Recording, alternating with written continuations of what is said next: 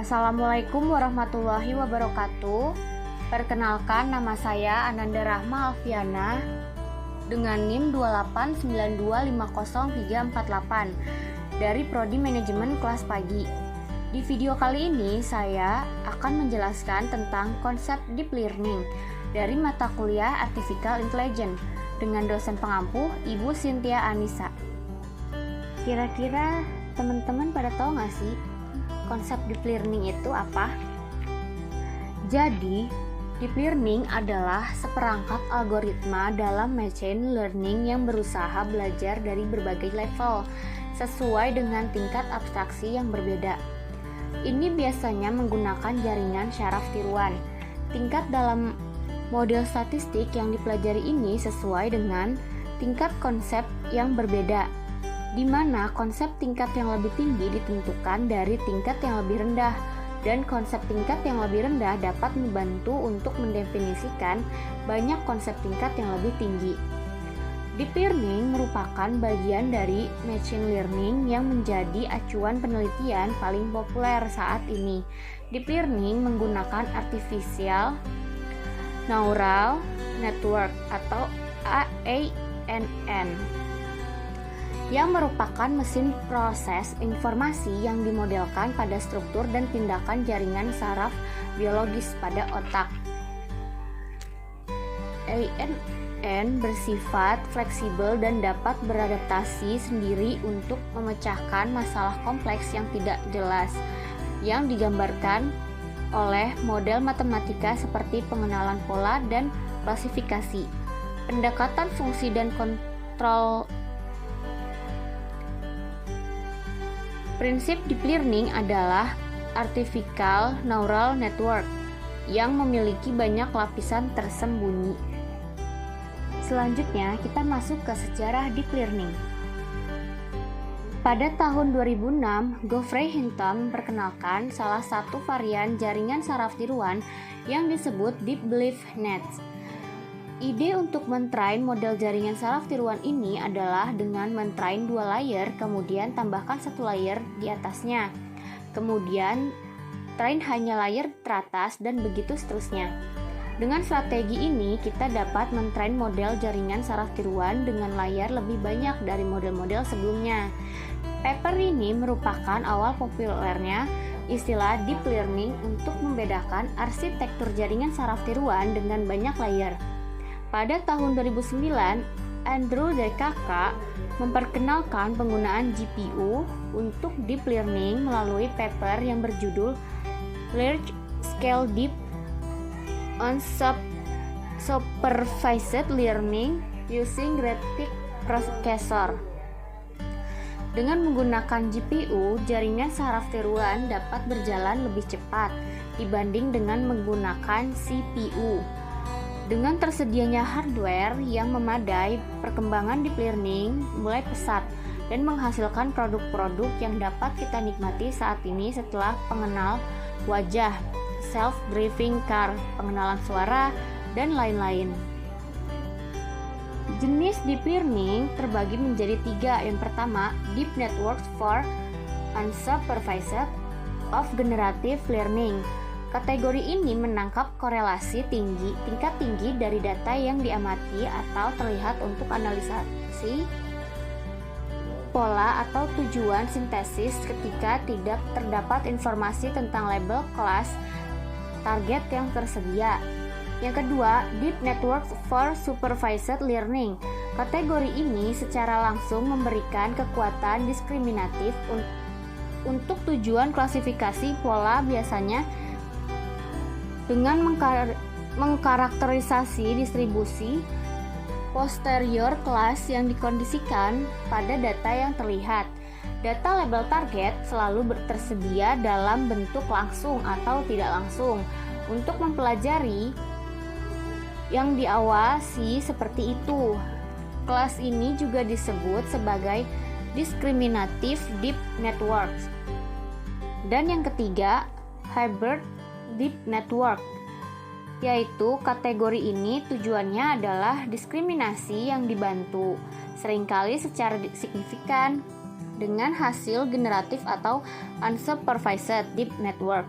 Tujuan lain dicapai ketika kriteria diskriminatif untuk supervised learning digunakan untuk memperkirakan parameter di salah satu deep generatif atau unsupervised deep networks dalam kategori di atas. Pada algoritma deep learning, untuk mendapatkan model yang stabil dan tahan lama, diperlukan data yang sesuai. Korelasi atau konteks antara data sampel atau transformasi data sampel dan hasil yang diinginkan diperlukan. Data yang dikumpulkan biasanya dibagi menjadi dua kelompok. Kelompok kumpulan data ini disebut rangkaian pelatihan dan rangkaian uji. Rangkaian pelatihan adalah data yang diterapkan untuk membangun model. Set ini digunakan agar sesuai dengan model deep learning dengan memasangkan input dengan output yang diharapkan dan mencoba menemukan beberapa hubungan antara variabel dan dengan demikian meminimalkan kesalahan. Setelah memasangkan model, rangkaian uji coba digunakan. Karena rangkaian uji tidak terlihat oleh model, maka dapat menggunakan untuk mendapatkan ukuran akhir seberapa baik model deep learning sesuai data. Ukuran ini harus menunjukkan seberapa baik model akan tampil pada data dunia nyata. Selanjutnya kita masuk ke jenis algoritma. Deep learning terdiri dari beberapa jaringan saraf tiruan yang saling berhubungan. Berikut ini adalah beberapa algoritmanya. Yang pertama, Convolutional Neural Network atau CNN. CNN terdiri dari banyak layer untuk memproses dan mengekstrak fitur dari data. Ia biasanya digunakan untuk memproses gambar dan mendeteksi objek. Saat ini CNN banyak digunakan untuk mengidentifikasikan citra satelit, citra medis, dan mendeteksi anomali. Yang kedua, Recurrent Neural Network atau RNN merupakan salah satu bentuk arsitektur Artificial Neural Networks atau ANN yang dirancang khusus untuk memproses data yang bersambung atau berurutan atau sequential data. RNN biasanya digunakan untuk menyelesaikan permasalahan data historis atau time series, contohnya data ramalan cuaca. Selain itu, RNN juga dapat diimplementasikan pada bidang natural language understanding atau pemahaman bahasa alami, misalnya translasi bahasa. Yang ketiga ada Long Short Term Memory Network atau LTSM. LTSM merupakan tipe Recurrent Neural Network yang dapat mempelajari data historis atau time series. Ia merupakan algoritma deep learning yang kompleks dan dapat mempelajari informasi jangka panjang dengan sangat baik. LSTM sangat powerful untuk menyelesaikan berbagai permasalahan kompleks seperti speech recognition, speech to text application, komposisi musik, dan pengembangan di bidang farmasi.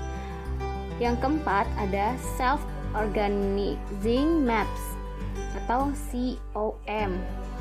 Jenis terakhir adalah Self-Organizing Maps atau COM. Algoritma ini mampu membuat visualisasi data secara mandiri. COM diciptakan untuk membantu penggunaannya dalam memahami data dan informasi berdimensi tinggi. Kira-kira kalian pernah tahu nggak sih apa manfaat dari deep learning? Manfaat dari deep learning yaitu A. Dapat memproses unstructured data seperti teks dan gambar. Yang B. Dapat mengotomatisasi proses ekstraksi fitur tanpa perlu melakukan proses pelabelan secara manual. Yang C. Memberikan hasil akhir yang berkualitas. Yang D. Dapat mengurangi biaya operasional. Dan yang terakhir, dapat melakukan manipulasi data dengan lebih efektif. Selanjutnya kita masuk ke penerapan deep learning. Penerapan yang ada di deep learning adalah yang pertama, pengenalan gambar. Teknologi ini digunakan untuk mengenali dan mendeteksi objek pada gambar dan video.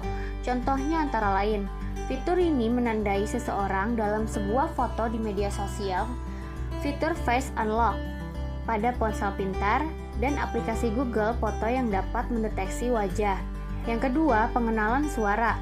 Deep learning juga dapat mengenali suara manusia dan dapat memberikan respon berupa teks. Selain itu, teknologi ini juga dapat mendeteksi karakteristik suara yang diterima.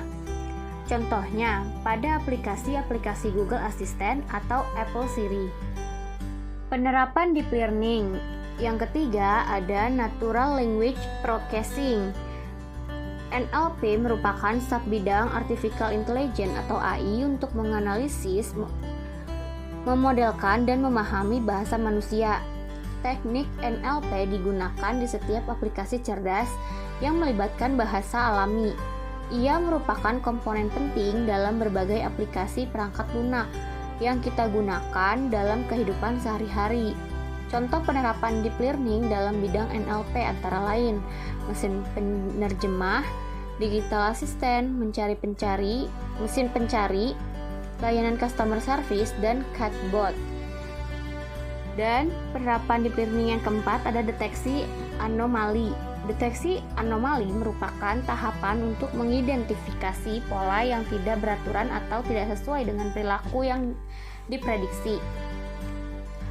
Anomali dapat diartikan sebagai perilaku atau pola yang tidak wajar dan dapat menjadi tanda adanya kesalahan dalam sistem.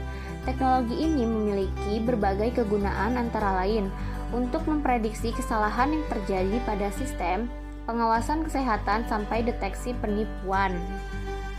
Selanjutnya, ada contoh dan perbedaan deep learning dan machine learning. Contoh dari deep learning yaitu Siri dari Apple, Google Assistant dari Google, AlphaGo dari Google. Perbedaan machine learning dan deep learning. Machine learning adalah suatu bentuk artificial intelligence yang dalam proses kerjanya harus tergantung oleh programmer atau manusia untuk menentukan mana data yang berisi gambar kucing. Misalnya, machine learning perlu diberitahu ciri-ciri yang menunjukkan sebuah data sebagai kucing. Hal ini berbeda dengan deep learning, di mana program komputer atau alat yang memanfaatkannya tak perlu diberitahu dulu mengenai karakter yang menunjukkan sebuah data merupakan gambar kucing atau bukan. Selanjutnya, kita masuk ke kelebihan dan kekurangan deep learning. Kelebihan dan kelemahan deep learning adalah kelebihannya dari deep learning yaitu A. Fitur pada data bisa dipelajari sendiri, tidak seperti pada machine learning. Yang B, variasi tinggi pada data bisa dipelajari dengan lebih baik dan bersifat otomatis. Yang ketiga, yang C, fleksibel dan bisa digunakan untuk mempelajari berbagai fenomena baru atau pada bidang yang berbeda. Kekurangan dari deep learning yaitu A, membutuhkan data dalam jumlah besar. Yang B, mahal dan perlu dukungan komputer berdaya besar. Yang C, lebih sulit dipelajari dibanding machine learning. Selanjutnya, kita masuk ke kelebihan dan kekurangan deep learning. Kelebihan dan kelemahan deep learning adalah kelebihannya dari deep learning yaitu A. Fitur pada data bisa dipelajari sendiri, tidak seperti pada machine learning. Yang B, variasi tinggi pada data bisa dipelajari dengan lebih baik dan bersifat otomatis.